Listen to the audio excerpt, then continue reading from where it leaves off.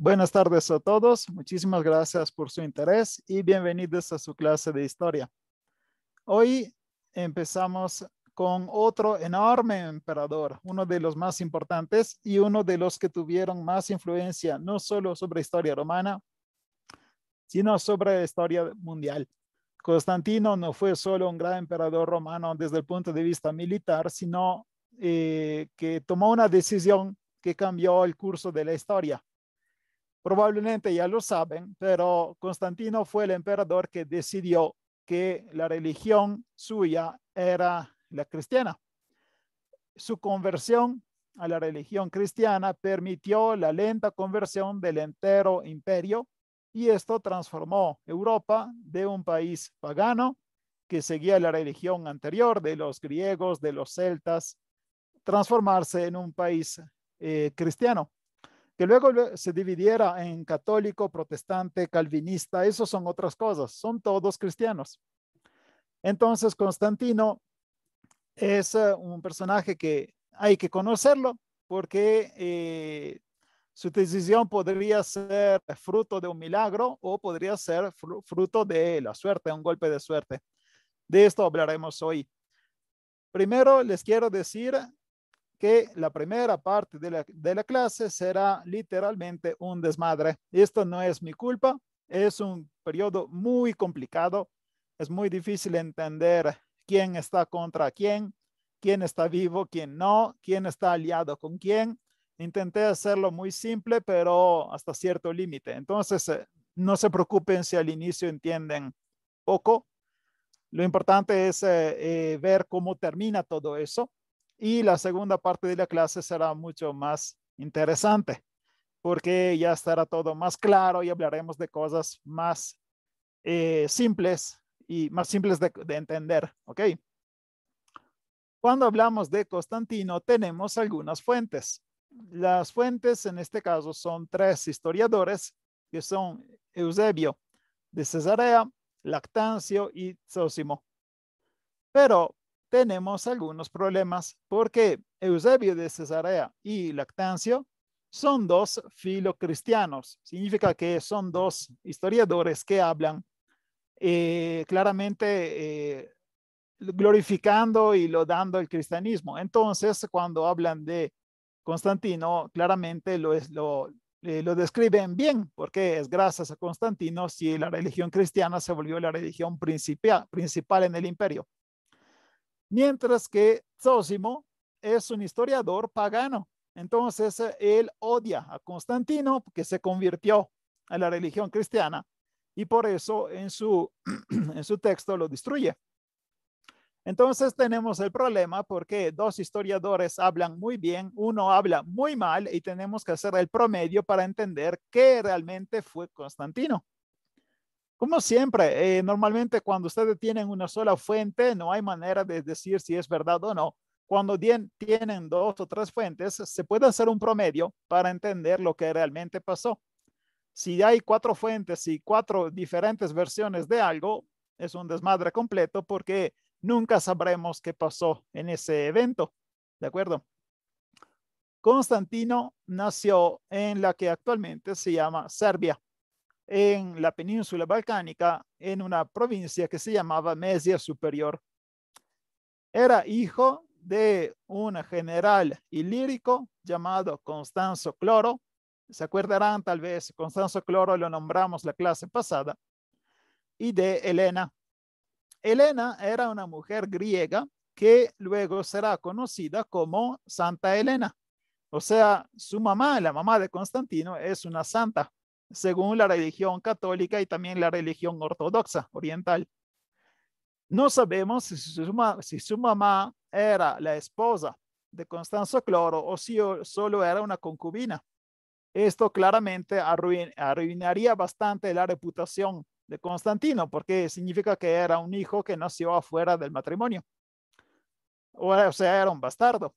No sabemos cuál era la relación entre su mamá y su papá porque claramente si ella era una concubina, eso no se tiene que saber porque es una santa actualmente, ¿no?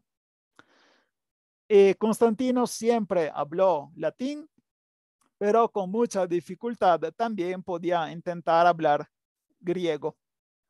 En el 288, cuando tenía 14 años, fue nombrado prefecto del pretorio de las Galias, o sea, de la región de Francia. Y en el marzo del 293 fue nombrado César por Maximiano. Y luego fue mandado a Nicomedia a estudiar la carrera militar. No sé si se acuerdan, pero Nicomedia era una de las capitales del Imperio Romano. Como ya les dije, el imperio bajo Justiniano había sido dividido en 4 partes. Cada emperador tenía su ejército, su corte y su capital. Entonces fue mandado prácticamente en la capital principal a aprender cómo ser un buen general. Y pone rápidamente en ejecución lo que acaba de aprender, o sea, pone en práctica lo que aprendió en la escuela militar, porque siguió el emperador Diocleciano en Egipto en el 296 y también siguió a Galerio contra los persas en el 297 y 98. También entre 303 y 305 luchó con el emperador Galerio en el río Danubio en contra de los sármatas. Esto significa que cada vez que había una guerra, él se presentaba y claramente todas estas batallas le dieron mucha experiencia militar, ¿no? En el 305, cuando Galerio abdica, o sea, renuncia a su puesto, nombra como César su sobrino Maximino Daia y obliga a Constanzo es el padre de Constantino, obliga a Constanzo a elegir Flavio Severo como César. Prácticamente fue una traición, porque si se acuerdan, Constantino se estaba preparando para volverse el siguiente César. Ahora cambió todo el plan y claramente ni Constanzo estaba contento porque su hijo había perdido su oportunidad, ni Constantino estaba contento porque ya se había roto el plan general de cómo tenía que ser su vida. Constantino en ese momento se encontraba en Nicomedia, en la misma capital, pero ahí ya no era una situación tan bonita porque lo bloqueaban como un rehén. Era rehén, lo obligaban a quedarse ahí para que su papá no cambiara de idea. Claramente, si tú amenazas a una persona manteniendo bajo peligro a tu hijo, esta persona hará todo lo que tú le dices, simplemente por miedo de que te maten al hijo, ¿no? Pero Constantino era bastante astuto, entonces pudo escaparse de Nicomedia y alcanzó a su papá en Britania. Un año después, Constanzo Cloro muere en Eburacum, la ciudad que actualmente se llama York, en Gran Bretaña, y el ejército proclama Constantino Augusto de Occidente. Prácticamente el ejército se había quedado fiel a esta familia, tanto al papá Constanzo Cloro como al hijo Constantino, y así el ejército nombra emperador a Constantino y esto arruina los planes de los otros emperadores, ¿no? Galerio inicialmente, que era el emperador, Galerio inicialmente no sabía qué hacer y luego decide aceptarlo como tetrarca, nombrando a Augusto Flavio Severo y nombra a César Constantino. Explico un poquito mejor con este mapa, ¿ok? Cuando los ejércitos habían declarado Constantino emperador, Constantino se quedó dueño de los países que actualmente son España, Francia y Gran Bretaña. Cuando el emperador nombra Flavio Severo, Augusto, y Constantino se vuelve César, o sea, baja de un nivel, no es un emperador completo, es un viceemperador. Esto demuestra que él podía aceptar esta propuesta de quedarse adentro de la tetrarquía, pero no como Augusto, sino como César, o sea, un nivel inferior. Queda una persona con la boca vacía, o sea que no le dieron nada, y es Magencio. Magencio era el hijo de Maximiano. Si escucharon la última clase, se acordarán que Maximiano fue uno de los dos emperadores, ¿no? Entonces Maximiano tenía un hijo que se llama Magencio. Magencio se quedó sin títulos, sin tierra, sin poder y decidió moverse el 28 de octubre del año 306. Magencio se hace nombrar emperador en la ciudad de Roma y fue aclamado, o sea, apoyado por la plebe, o sea, por el pueblo, por el Senado y por los pretorianos. Entonces tenemos ya 4 emperadores más un quinto, es este pinche Magencio que no logra respetar los planes. Galerio, el emperador Galerio, ordena a Severo, que está en Milán.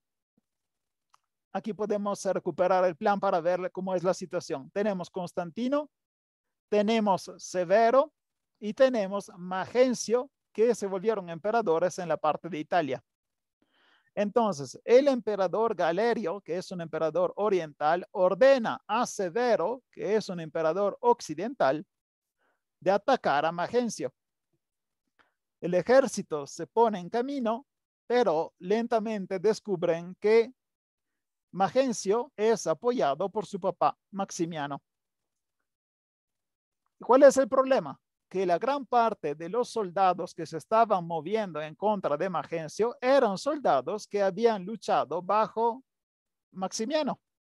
O sea, que eran soldados que se habían quedado fieles a Maximiano. Cuando supieron que Maximiano estaba apoyando a su hijo, deciden traicionar.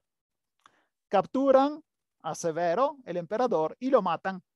Y así el ejército que debería ayudar a eliminar Magencio resultó que cambió de alianza y pasó a Magencio.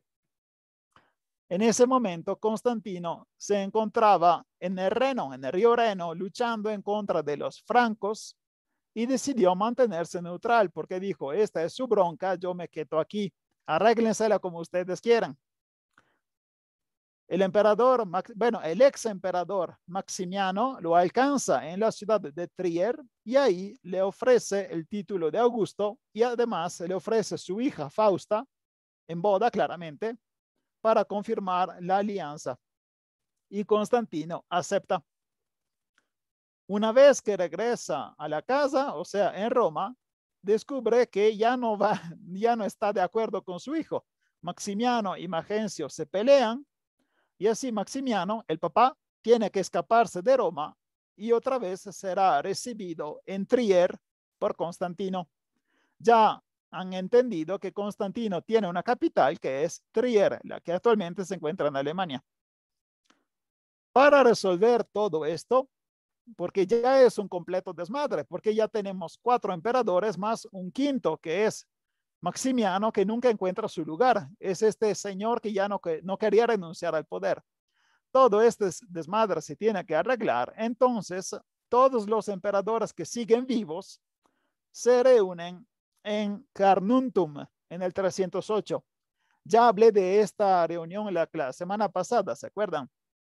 Se presentan en Carnuntum todos excepto Magencio, porque Magencio todavía era considerado como ilegal, no podía presentarse ahí si no lo mataban.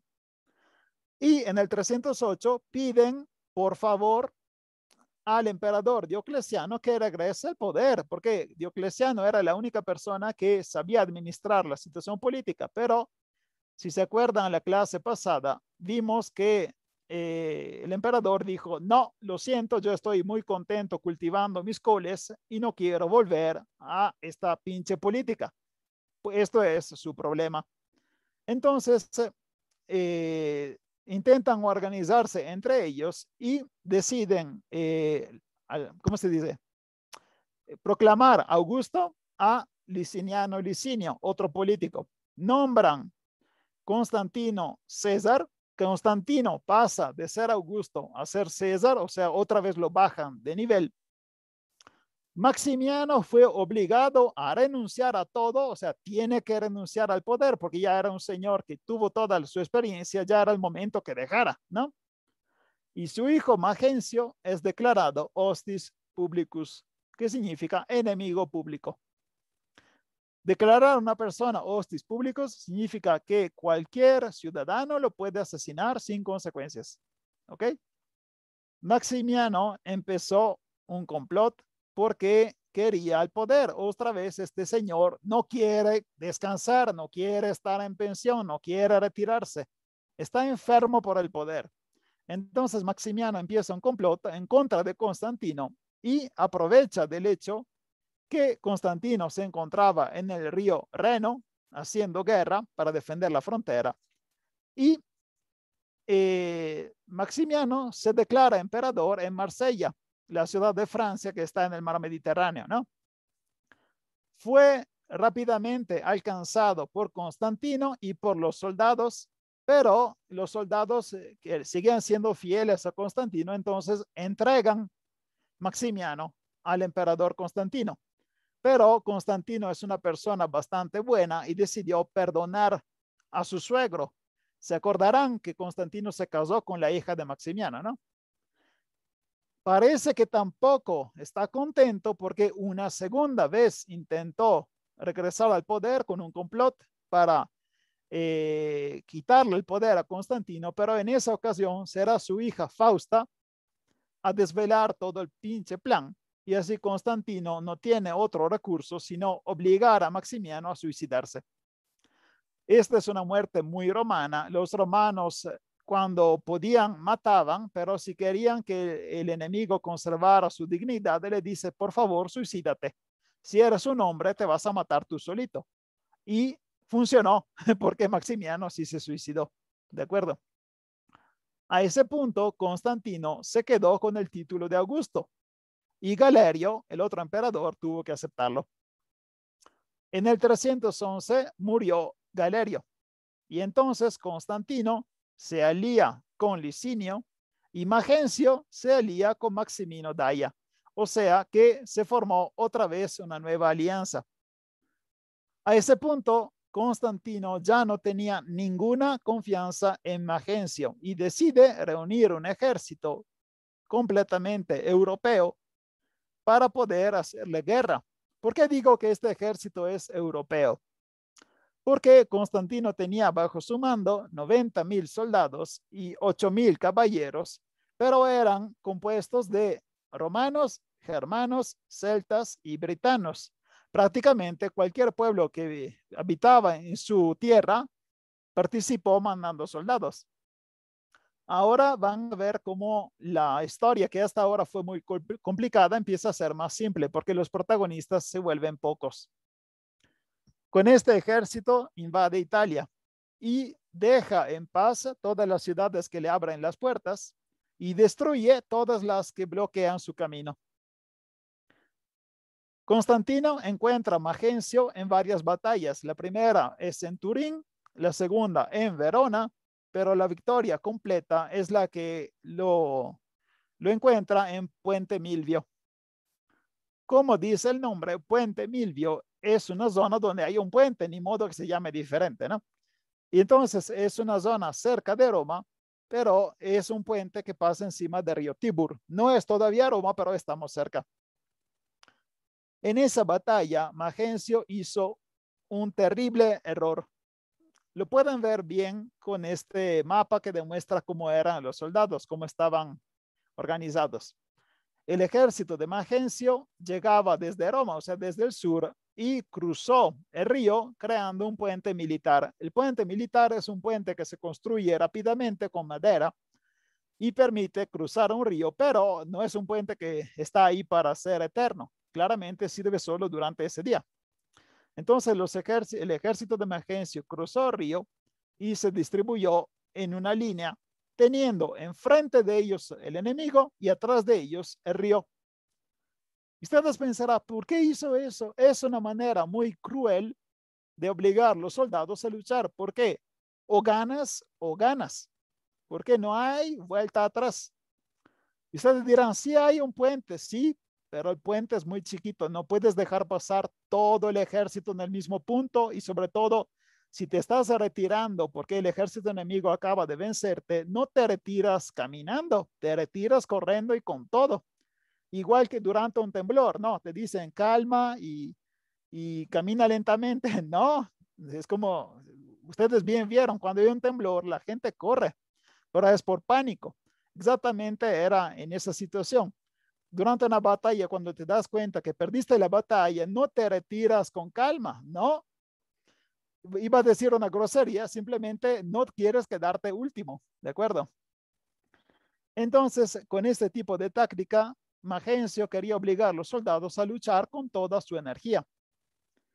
Lástima que calculó mal al nivel táctico, porque Constantino lo venció en la batalla. Entonces los soldados tuvieron que retirarse. Pero cuando empezaron a retirarse, todos ocuparon el puente de barcos, era un puente de madera, y el puente se derrumbó porque el peso era excesivo. Todos los soldados que estaban encima del puente se hundieron y murieron ahogados. Esto porque estaban armados con un buen metal, entonces no puedes nadar y ni siquiera tienes la posibilidad de quitarte la armadura para empezar a nadar.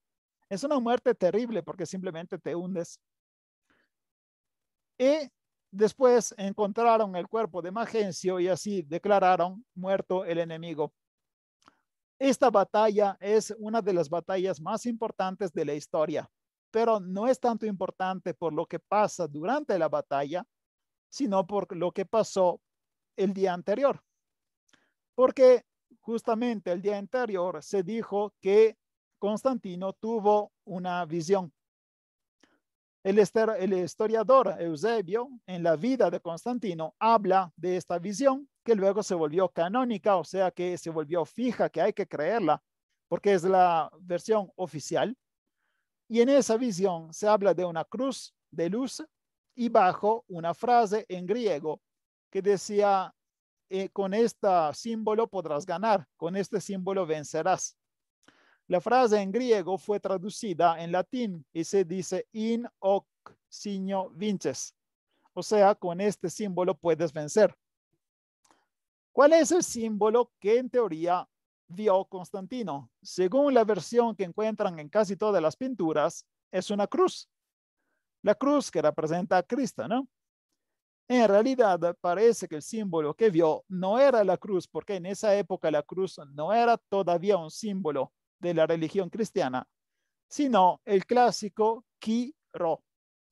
¿Qué es el Chi-Rho? Lo pueden ver aquí a la izquierda. El Chi-Rho es la unión de dos letras, la letra Chi y la letra Rho, o sea, la K y la R, y eran las dos primeras letras de la palabra Cristo.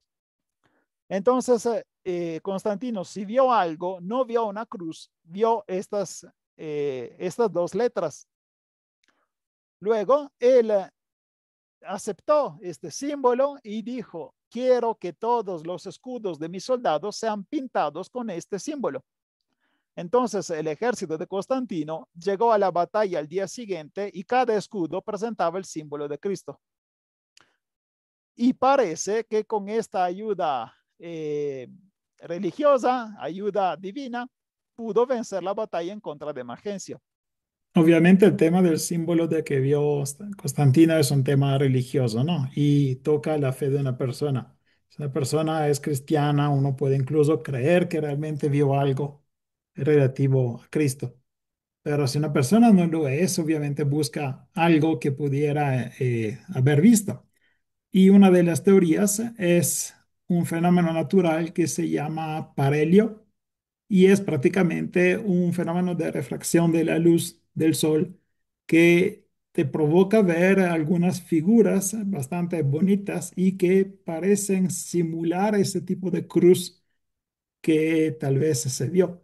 Entonces, puede ser que no sea un milagro, sea un simple fenómeno natural que tuvo enormes consecuencias en la historia, exactamente como algunas eclipses, por ejemplo, pararon batallas o afectaron el curso de alguna campaña militar. Pasó ya en el pasado.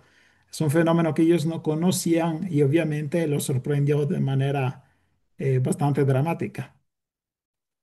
Como ya les dije, Magencio murió ahogado, luego lo recuperaron, le cortaron la cabeza, la pusieron encima de un bastón y con eso entraron en Roma para demostrar que el emperador había muerto y solo quedaba un emperador que era Constantino.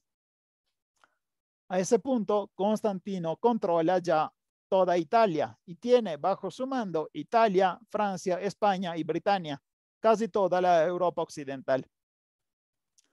En el 313, Maximino Daia, el otro emperador que había quedado en Oriente, fue vencido por el otro emperador Licinio.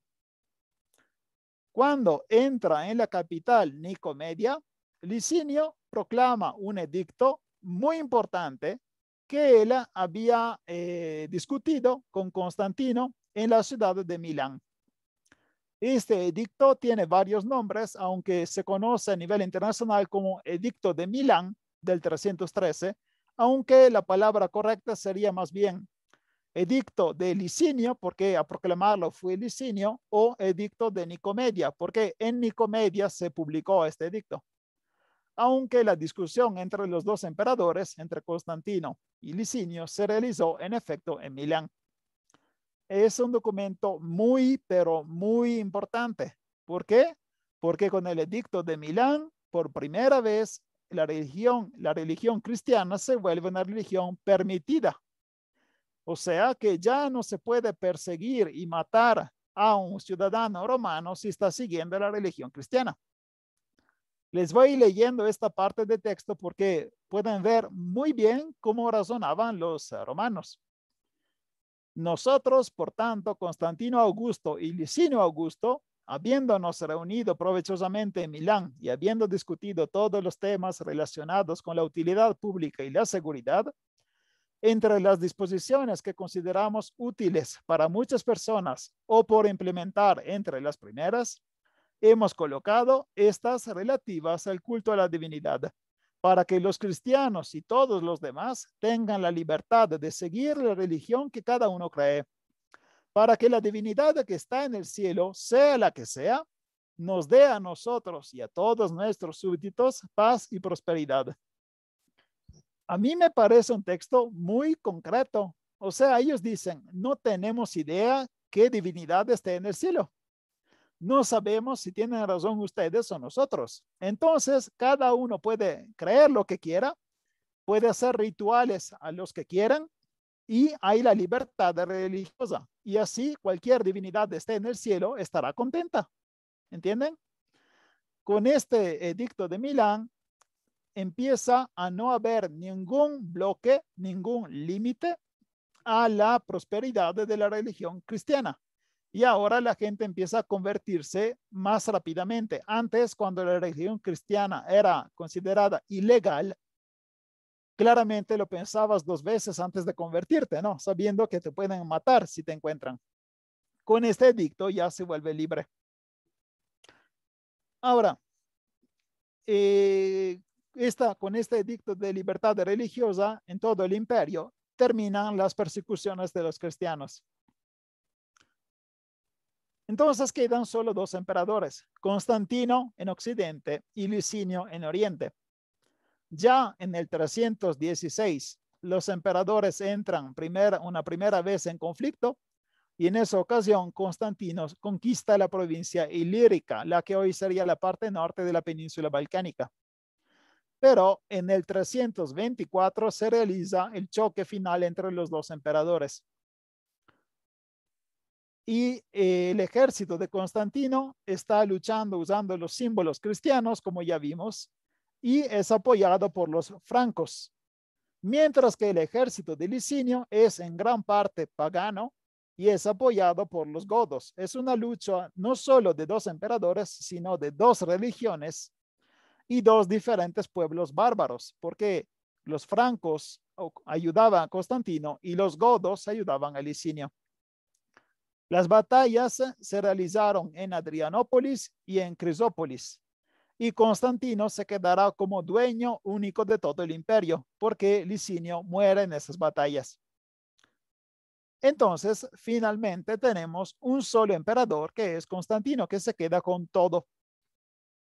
Respetando la tradición que había sido iniciada con los tetrarcas, él también decide fundar una capital nueva. ¿Por qué funda una capital nueva y no usa una que ya existía? Bueno, vamos a ver. Podrá regresar a Roma, ¿no? Sí, puede regresar a la ciudad de Roma, pero Roma era una ciudad ya muy periférica, se encontraba lejos de todos los teatros principales de guerra, entonces no era muy útil que el emperador se quedara ahí.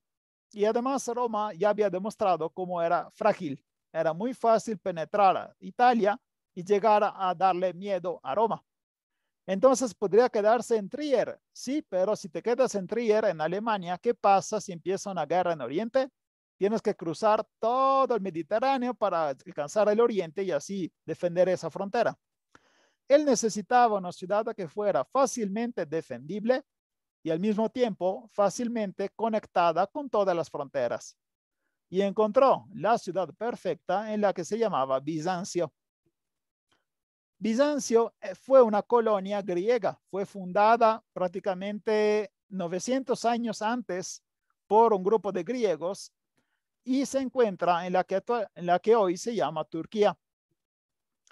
El 11 de mayo del 330, Constantino decide fundar, más bien refundar, porque es una segunda fundación, la ciudad de Bizancio y le da un nombre hermoso que es Nova Roma. O sea que Bizancio se transforma en la Nueva Roma, porque la idea suya era tener otra capital que fuera igual de fuerte que la primera. Por eso recupera el nombre de Roma, ¿de acuerdo? Esta Nova Roma se conocerá durante todo el periodo de la Edad Media como Constantinopla, la ciudad de Constantino. Pero es necesario que se acuerden, la ciudad no se llamaba Constantinopla cuando nació. El nombre era Roma o Segunda Roma, por eso Nova Roma, ¿de acuerdo? Nova Roma se volverá central desde el 330 hasta prácticamente el día de hoy, porque Istambul es una de las capitales más importantes del Mediterráneo y Constantinopla fue una de las ciudades más importantes de toda la historia medieval hasta que fue capturada por los turcos. Lo que están viendo actualmente es el mapa de Constantinopla con su núcleo central y luego con las murallas que los emperadores siguientes construyeron. Esta es la muralla que Constantino creó, o sea, el primer límite de la ciudad. Pero pueden ver muy bien del mapa. Constantinopla estaba rodeada por agua.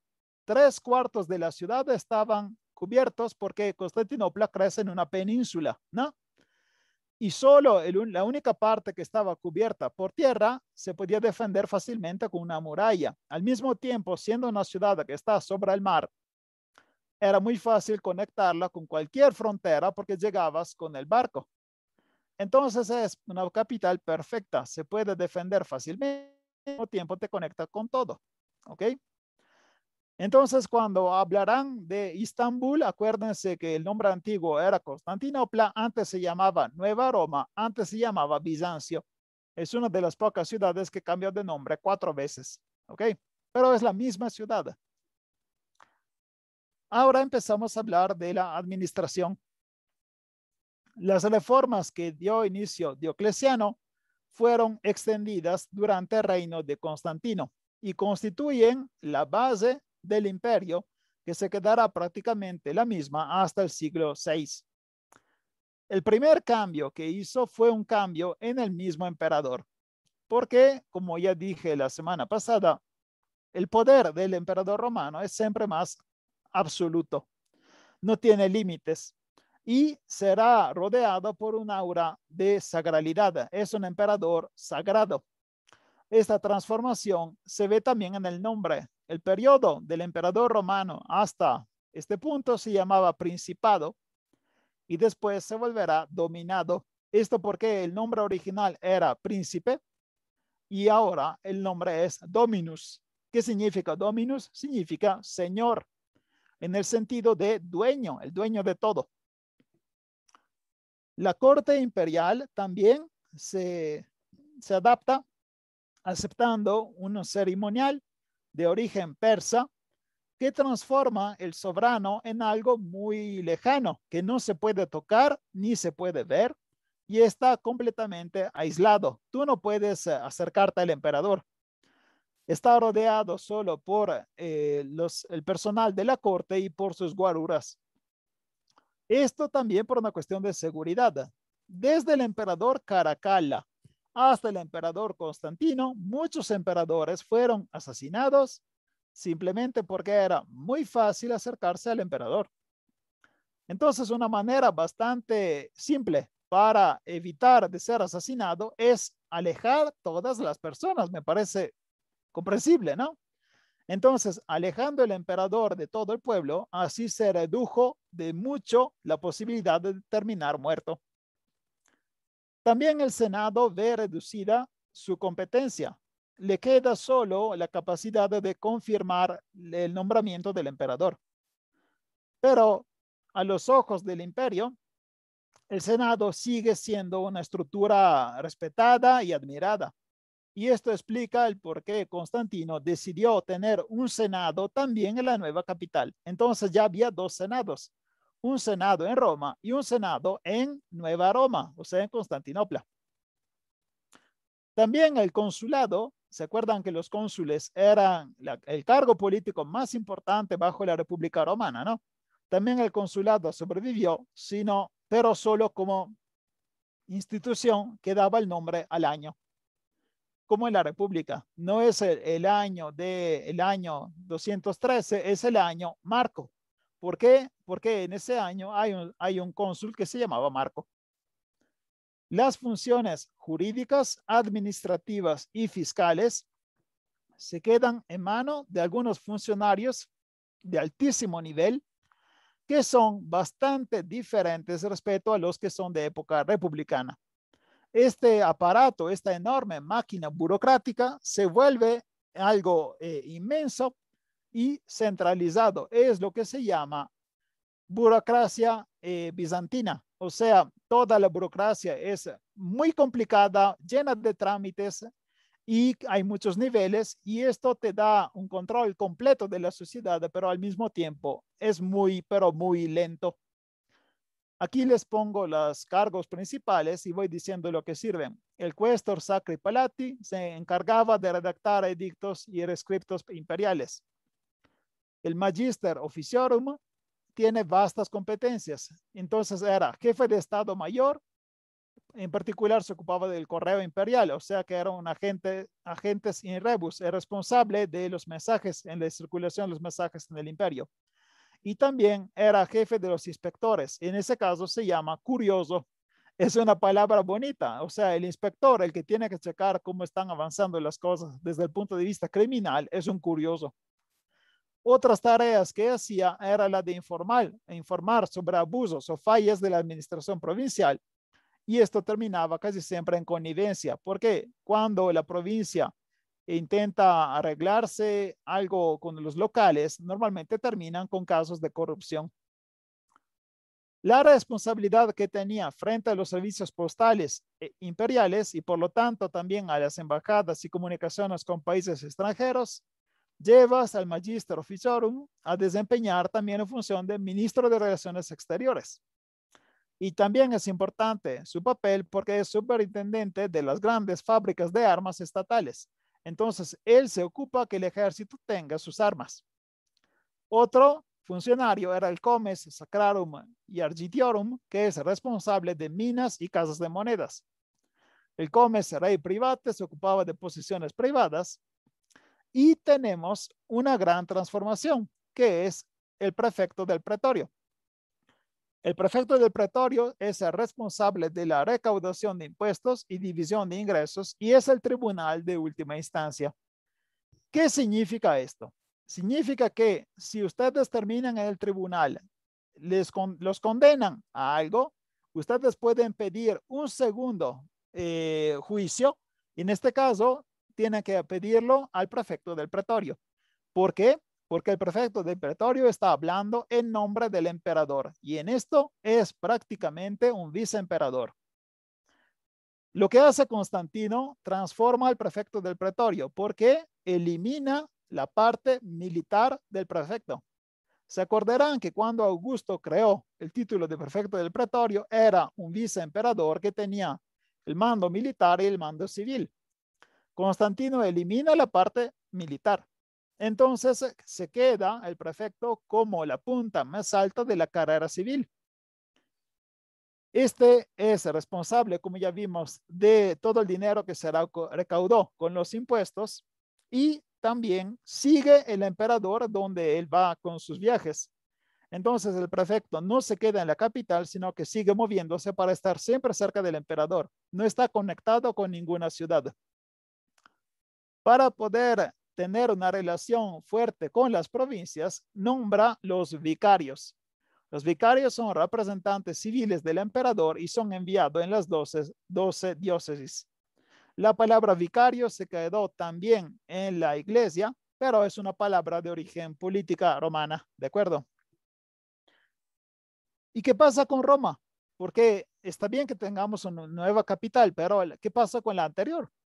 Roma y el territorio que está a 100 millas alrededor de la ciudad serán administradas por un cargo llamado prefectus urbi, que es como decir el prefecto de la ciudad.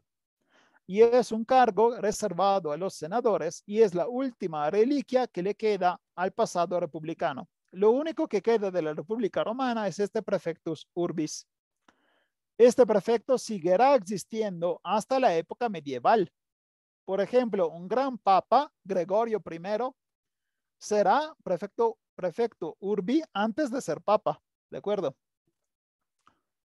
Diocleciano y Constantino intentaban reformar también el terrible sistema monetario, porque el sistema económico romano había sido golpeado por una espantosa inflación y había perdido el valor la moneda. Esto hizo prácticamente desaparecer el metal precioso de circulación, o sea que ya no existía moneda ni en plata ni en oro. En el 309, Constantino introduce el solidus. ¿Qué es el solidus? Es una pesadísima moneda de oro que se quedará la base del sistema monetario romano y bizantino hasta el siglo XI. Prácticamente es una moneda que durará 800 años y por su estabilidad, por el hecho que tenía el valor siempre muy estable, se reconoce también el solidus de Constantino con el nombre de dólar del medioevo, porque exactamente como el dólar actual era una moneda de referencia para ver cuánto valían las demás monedas. ¿Ok? De la palabra solidus llega la palabra italiana soldi, que significa dinero. Entonces vieron como otra palabra antigua de origen una palabra actual. ¿De acuerdo? Al final del 301 también se produce un famoso edicto llamado Edictum de Pretis o el Edicto de los Precios, en donde por primera vez se fijan por ley los precios máximos de cada mercancía y de cada servicio. Este proceso es un intento de resolver el problema de la inflación desde el alto. O sea, es un intento del gobierno de resolver la inflación. Pero es un intento que termina mal. ¿Por qué? Porque es bastante comprensible. La inflación no es algo que depende de la maldad del que te está vendiendo el producto. Depende del sistema económico. Les hago un ejemplo muy tonto, ¿ok? Imagínense las tortillas. Puede ser que se produzca una ley en donde se diga, para siempre las tortillas tienen que quedarse a 13 pesos, para siempre. Ok, pero no es que la tortilla, si sube el precio, depende del que produce la tortilla. No, porque él compró harina, ¿no? Si sube el precio de harina, pues ni modo, él también tiene que subir el precio de la tortilla para ganar algo. Entonces, el edicto de los precios también dice que la harina se tiene que vender a 5 pesos al kilo y no hay manera de subirle el precio. Ok, pero ¿qué pasa si tú cultivaste tu campo, produciste trigo o maíz si estás en México, pero la cosecha fue terrible? Ahora, si tú quieres sobrevivir, tienes que subir el precio de cereal, ¿no? Y entonces sube el precio de harina. Pero la ley te obliga a mantener el mismo precio. Esto significa que alguien termina muerto porque no puedes ni siquiera recaudar el dinero suficiente para alimentarte. Este edicto intentaba bloquear la economía diciendo quien tiene que rentar un carruaje necesita pagar esa cantidad. Quien tiene que transportarse de una parte a la otra del río tiene que pagar ese para el servicio. Quien tiene que comprar 1 kilo de fruta, tiene que pagar eso, pero el precio era completamente absurdo, porque tú no puedes obligar a la gente a respetar un precio, siendo que la economía está empeorando. Entonces, si la cosecha termina muy mal, el precio de todos los cereales y todo lo que se produce en el campo sube. Me parece normal. ¿Por qué? Porque hay poco y menos productos hay, más el precio será caro, ¿no? Claramente este edicto no funcionó. No puedes bloquear la economía y menos en periodo de crisis. Y lo único que obtuvo fue el aumento de la actividad de los contrabandistas. Me parece claro, porque si algunos productos ya no se pueden vender porque el precio es imposible, los que lo venden son ilegales. Entonces los contrabandistas ganaron muchísimo gracias a esta iniciativa del emperador y demostró que la economía no se puede arreglar desde el alto. Tienes siempre que cuidar también la parte baja, la producción y el valor real de las cosas. No puedes obligar a que todos acepten un precio, ¿entienden? Ok, las dificultades en el mantenimiento de la circulación monetaria también se demuestra con el hecho que el pago de los impuestos de la tierra, o sea, los que tienen tierra tenían que pagar la gran parte de los impuestos y eran los impuestos más importantes porque hacían funcionar tanto la burocracia como el ejército. Estos impuestos ya no se pagan con moneda, sino que se pagan en especie. Entonces, siendo que la base de la economía ya se paga simplemente con cereales, fruta, productos del campo, todo lo demás de consecuencia se adapta. Entonces, todos empezaron a utilizar simplemente los productos de la naturaleza, ¿ok? Los cereales. Los impuestos que se tenían que pagar eran calculados en 2 bases, disculpe, usando 2 bases. La primera base dependía de la cantidad de terreno, de tierra, que se llama iugatio, y la otra se calculaba dependiendo de la persona, que se llamaba capitatio. Entonces, dependiendo de cuánta tierra tenía y cuánto dinero tenía tu familia y cuántas personas estaban en tu familia, tenías que pagar. Este valor se recalculaba cada 15 años porque me parece bastante comprensible. Las familias y las riquezas de las familias cambian en el tiempo, ¿no? Entonces hay que adaptarse a la situación que estás viviendo. Existían aún algunos impuestos que se podían pagar en moneda, como los que pagaban los mercaderes. Pero el pago principal de impuestos se hacía con cereales. Estos cereales se le entregaba directamente a los soldados o se le entregaba a los funcionarios y ellos los dividían. Como consecuencia, crece un sistema muy complejo de transporte y, ¿cómo se dice? Recolectar, reunir todos los alimentos y la necesidad absoluta de no perder la producción de la agricultura. Porque si un año se pierde la cosecha, todo el sistema se derrumba.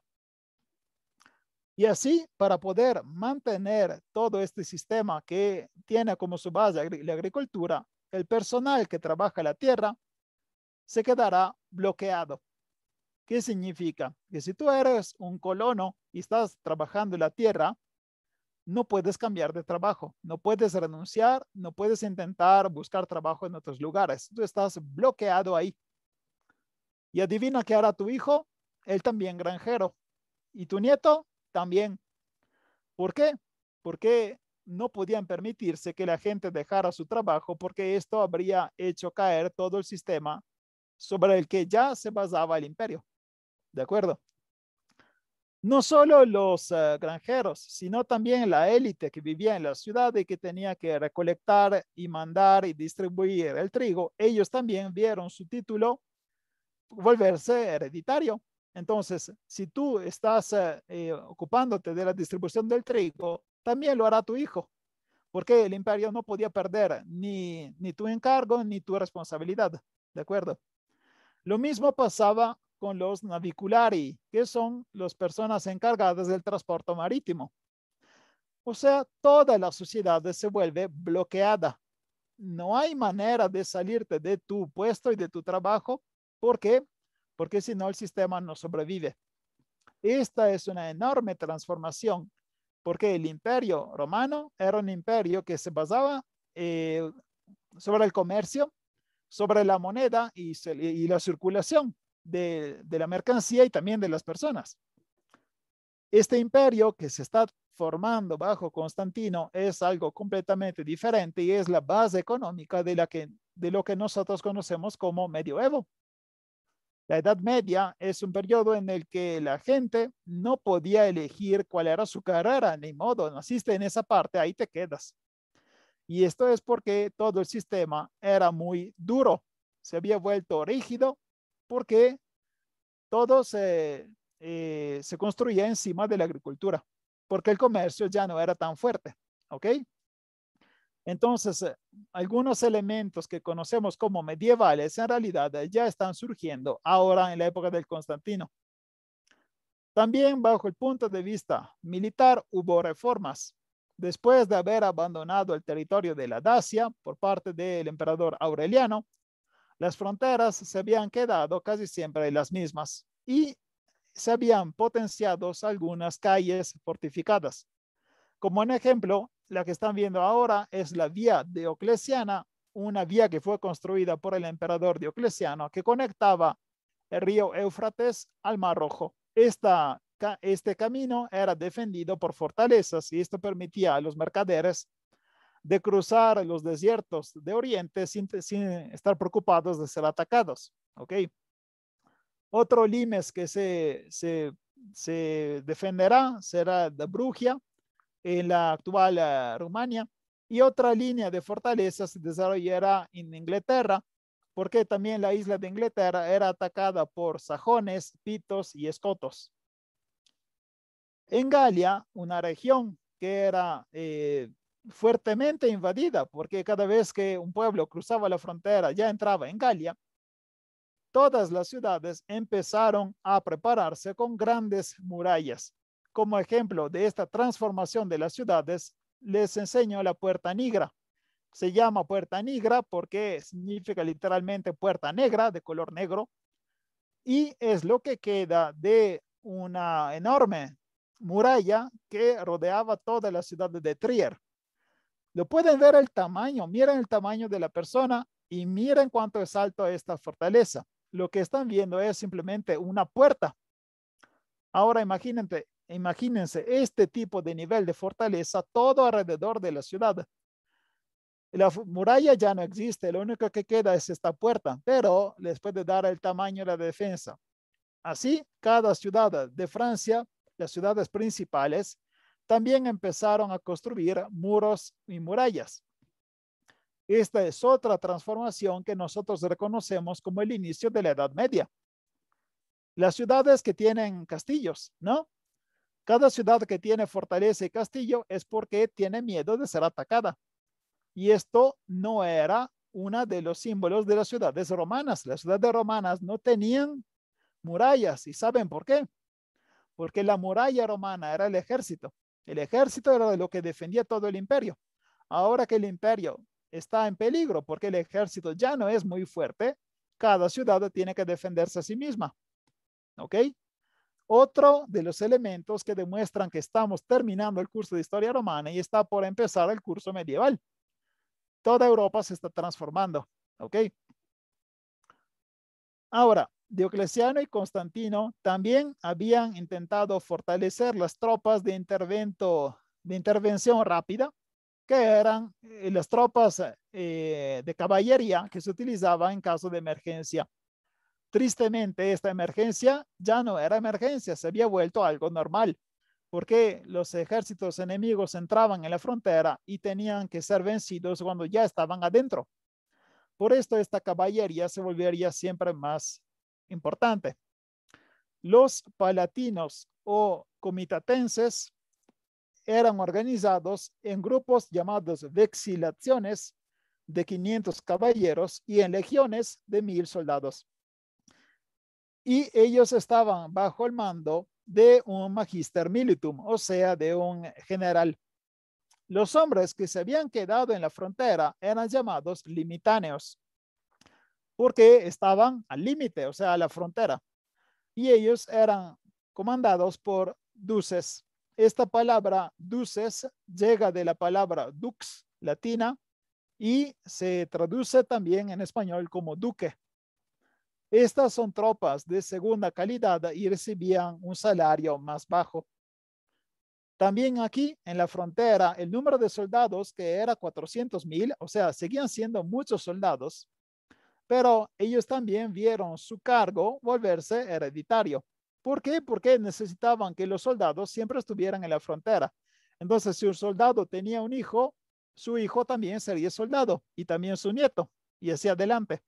No podían permitirse que la gente que trabajaba en la defensa pudiera dejar su lugar. Otra manera de crear soldados era la conscripción, o sea, obligar a una parte de población a armarse. Y quedaban raros casos de voluntarios. Todavía hay algunos ciudadanos que se ofrecen al ejército, pero son raros respecto al periodo anterior. Cuando toma el poder Constantino, da inicio también a una serie de asesinatos, porque Constantino también se tiene que defender su espalda y, como siempre, si te llega una cuchillada es por parte de tu familia. En el 326 llega a asesinar a su hijo Crispo. La muerte de Crispo es terrible porque parece que el chisme que le llegó a Constantino fue que Crispo estaba teniendo relaciones con la esposa de su papá, que era como su, ahí como le llaman en español, madrastra, creo. Bueno, esta relación con la esposa Fausta llevó a Constantino a querer asesinarlo. Luego descubrió que el chisme era falso, o sea que su hijo no estaba teniendo relaciones con su esposa y así decidió también asesinar a su esposa, porque ella fue la responsable del chisme. La manera en que asesinó a su esposa también es bastante famosa. La esposa estaba en un baño como sauna, en el baño en donde hay mucho vapor porque tienes que sudar y luego te limpias. Y Constantino la encerró adentro y obligó a aumentar siempre más la temperatura hasta matarla de calor. Esta muerte no es la única, porque también asesinará a Liciniano, que prácticamente es su sobrino, hijo de la hermana Constanza, que este Liciniano lo tuvo Constanza con su ex aliado Licinio. Todos estos muertos en su familia claramente lo traumaron, porque cualquier persona que mata a miembros de su familia no se queda tan sano de cabeza, ¿no? Y según Juliano, el emperador Juliano, del que hablaremos en otra clase, estos homicidios transformarían Constantino en un cristiano. ¿Por qué? Porque la religión cristiana tiene algo muy bonito que es la posibilidad de borrar tus culpas, tus pecados, con lo que actualmente se llama confesión, pero en época antigua era simplemente una admisión de las culpas. Aún así, esta es solo una versión, porque en realidad Constantino será bautizado solo cuando estaba muriéndose el 22 de mayo del 337. Constantino no solo tuvo que luchar contra otros emperadores, sino que también defendió las fronteras en el norte de las invasiones de francos y sármatas y luego dividió el imperio con sus hijos. A Constantino II le dio Galia, España y Britania. A Constanzo II le dio el Oriente y a Constante le dio Italia, Ilírico y África. Con sus guerras, no solo estaba defendiendo las fronteras, sino también la cristianidad. Y esto porque cada vez que él vencía un pueblo germánico, un pueblo extranjero, lo obligaba a aceptar la libertad religiosa y también lo empujaba a convertirse. Realmente Constantino fue un campeón de Cristo, porque bajo su reino no solo se volvió legal ser cristiano, sino que empujó la conversión de los demás. A nivel de la defensa interior, eliminó los pretorianos. porque los pretorianos fueron responsables de muchos homicidios. Se acordarán que muchos emperadores fueron asesinados por los pretorianos, ¿no? Y lo sustituye con otro cuerpo llamado Scola Palatina, que significa la escuela del palacio o la escuela que defiende el palacio. El líder del ejército será un magister peditum, que significa el capitán de las tropas que caminan, peditum. Y el líder de los caballeros era el magister equitum, que significa el capitán de los caballeros. Cuando los dos cargos caen encima de la misma persona, se crea el magister utriusque militia, que significa el general de todo el ejército. ¿Ok? En el 321 se establece algo que puede ser que no conozcan, que es la semana. Y ustedes dirán, ¿cómo que nace la semana? O sea, ¿qué sentido tiene? Siempre hubo semanas. Sí, pero los romanos dividían los días de manera diferente. Entonces, en el 321 nace la semana como nosotros lo conocemos. Antes, la semana seguía un ciclo llamado ciclo nundinale. La palabra nundinale significa 9, pero la semana romana era de 8 días y no 7. Ahora tengo que explicarlo. Si acabo de decir que la semana romana tenía 8 días, ¿por qué dije que el ciclo se llama nundinale, que significa 9? Esto es porque los romanos calculaban con un método que se llamaba todo incluido.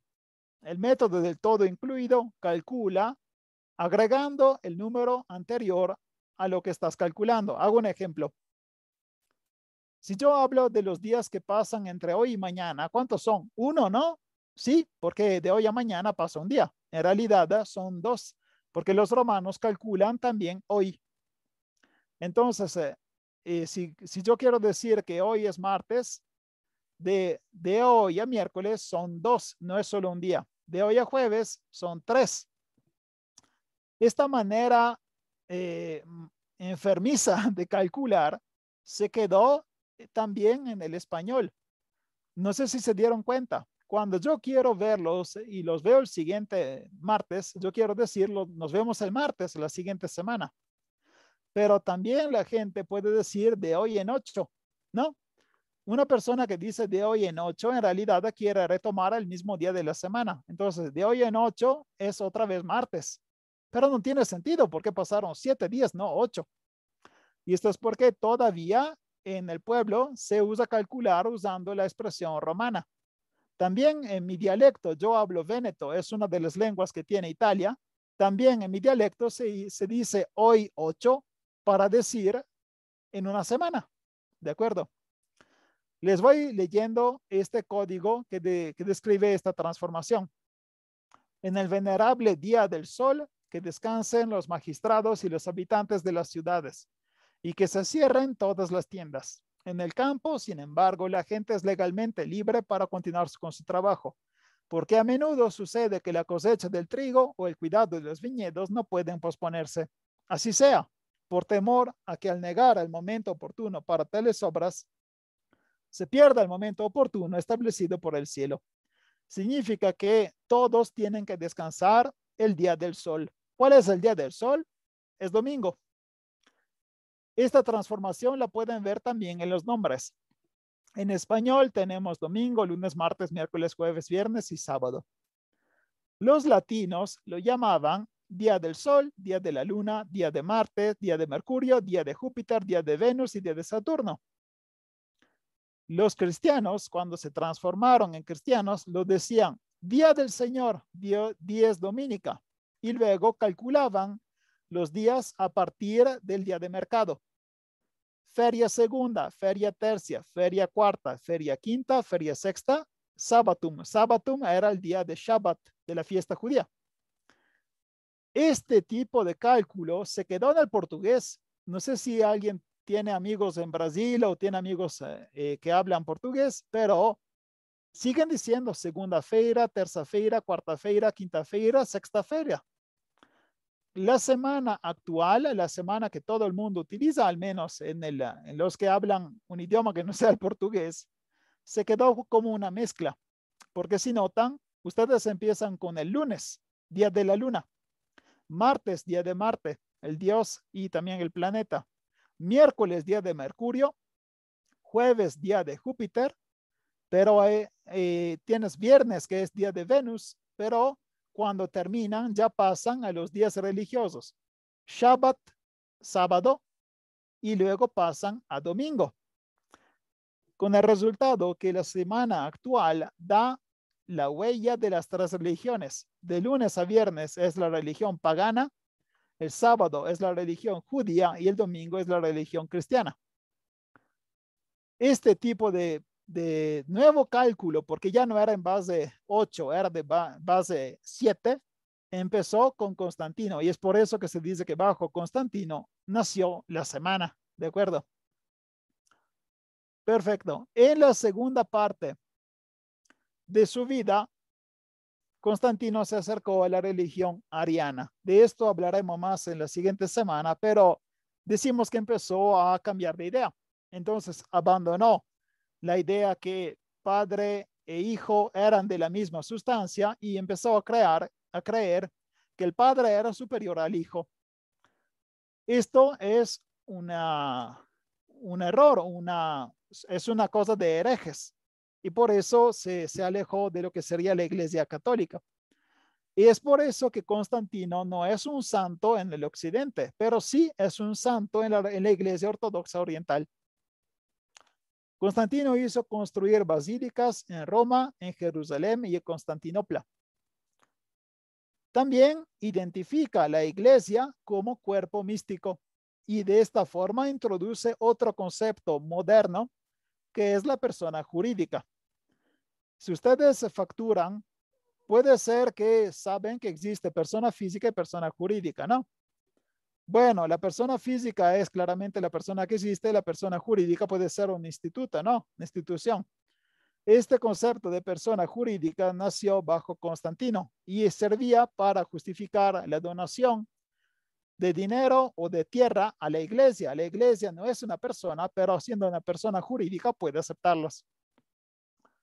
También promueve varios concilios en el 320 de la iglesia, claramente. En el 327, 328, su mamá, su madre, Elena, parte por un viaje en la que se llama Tierra Santa, o sea, Israel, Palestina. Durante este viaje, ella reconoce muchos de los lugares de la vida de Cristo y también recupera las reliquias de la cruz. Ahora, si son católicos o religiosos, pueden decir que todo esto fue un milagro y Santa Elena reconoció todo. Si no son tan religiosos, pueden bastante fácilmente imaginar cómo Santa Elena, más que reconocer, posicionó, dijo, aquí pasó eso, aquí pasó eso, aquí pasó eso, y cuando encontró esta parte que actualmente se reconoce como reliquia de la Santa Cruz, pues es solo su opinión. O sea, ella dijo, ah, mira, es lo que queda de la cruz. Bueno, si tú confías en ella, está bien. Y si no, simplemente crearon una reliquia.